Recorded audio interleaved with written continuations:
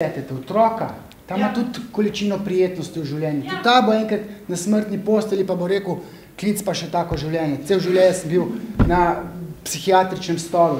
V to smer jaz razmišljam in to legitimno razmišljam, ker vem, da nekdo, ki ne živi v harmonični družini, ki ne razreši Oedipovega kompleksa, tako kot je v tej kulturi ali pa v rasi homo sapiens običaj, ta bo trpel v odraslosti.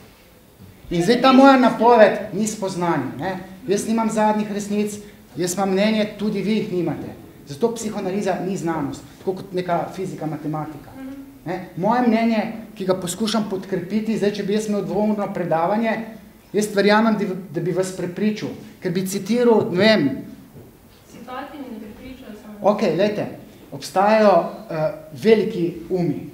In zdaj, če vprašate, ne vem, Žižka, Dolarja, ali pa svetovne avtoritete humanistike, kdo je zdaj tukaj pameten? Bo dal tega Freuda med prvih 5. Mislite, da ne? Dajte narediti to raziskavo, pa bo Freud, Marx, Kant, Darwin, ne vem, Kopernik, Tesla. Lejte, Freud bo tam zraven. Na koga se bomo zdaj uprli? Nad nepomembnega egopsihologa, ki se je zoprstavil velikemu Freudu? Ali bomo se sklicevali na Freuda? A ćemo pustiti to debato, mogoče boste med sabo rešila, pa vi, Vika, ne? Ti si eno vprašanje imaš. Vprašanje za gospoda Vodega, vi ste skeptični pa temu zakonitu glede teh posvojitev, da bi istospolni partnerji lahko posvojili. Ampak kako bi potem to bilo slabše za otroka, da bi pristal v istospolni skupnosti, oziroma v zakonu, kjer se stavljata ali 2 ženske ali 2 moška, glede na to, da razlog verjeten, da je on pristal v posvojitvi, je to, da ga recimo mati in oče nista želela imeti in ni bil zaželjen v tisti prvotni družini, so ga dali v posvojitev in bi v postopku posvojitve pristal skupnosti istospolnih partnerjev. Zakaj bi tukaj potem otrok na slabšem pristal, če nekje bi bil zavržen? Ko sem bil jaz v državnem zboru, so te, moji politični nasprotniki, desničari, povedali, da je 200 parov v Sloveniji, heteroseksualnih, ki 10 let čakajo v vrsti za tega otroka. In zdaj, če bo merilo, koliko ima kdo denarja, so homoseksualci, recimo, ali pa geji, lezbike, so zelo situirani. Če bo to kriterij, glejte, 200 parov v Sloveniji je, ki bi radi imeli otroke. Lahko s kakšno raziskavo dokažete, da je nekdo, ki je homoseksualen, boljše situiran, kakor Samo... Glejte, v začetku sem povedal, da meni se zdi sporno.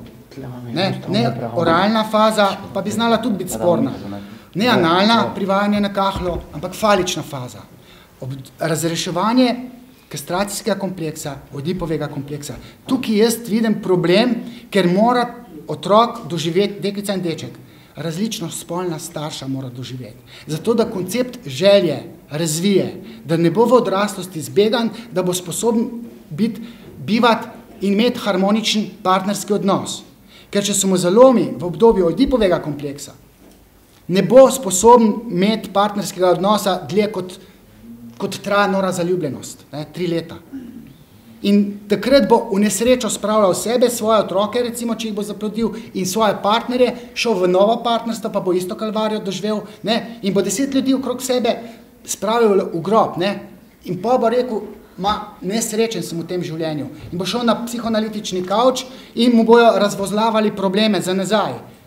Freudovsko, proste asociacije, in potem bo videl, da si je cel kaos naredil pri 3 letih pri njem, zato ker ni uspel razrešiti koncept želje, seksualne, koncept partnerskega odnosa, kako zelo pomembna je figura očeta, ki jo mora deklica doživeti v tej partnerski družini, da je lahko srečna v partnerskem življenju.